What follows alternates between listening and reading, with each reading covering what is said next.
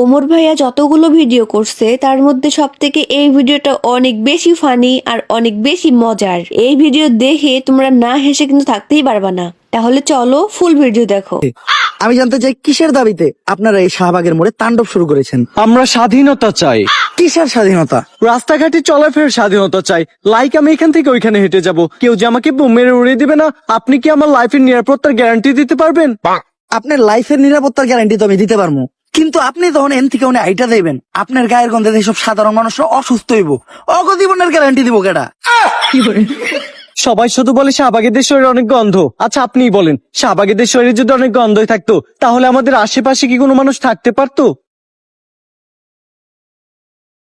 একটু ভালো করে চোখ মিলে দেখেন, আপনাকে আশেপাশে আমরা দুইজন ছাড়া কেউই নেই। অলরেডি শাহবাগী গায়ের গন্ধে এই জায়গা ছেড়ে সবাই পলাইছে।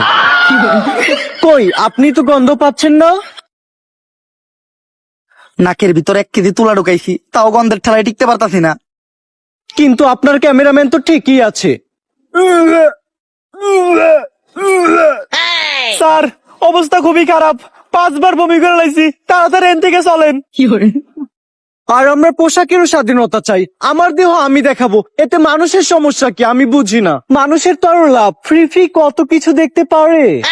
আসলে মানুষ চায় ডাস্টবিন বন্ধ থাকুক, কারণ ডাস্টবিনের আমাদের দেশটা যে কি হচ্ছে ভাই, আমি তো কিছু বুঝতে পারতেছি না।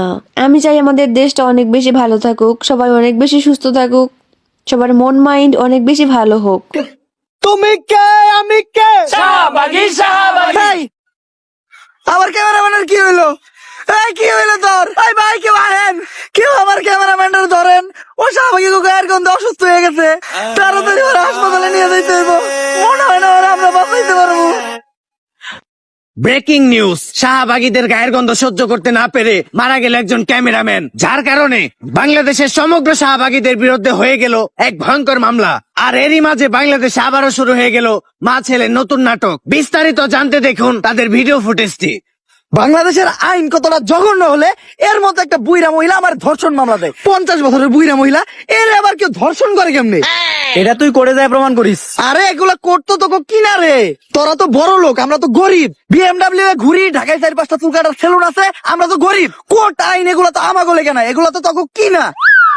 একটা ছেলে কতটা অসহায় হইতে পারে আমি বুঝাইতে পারবো না।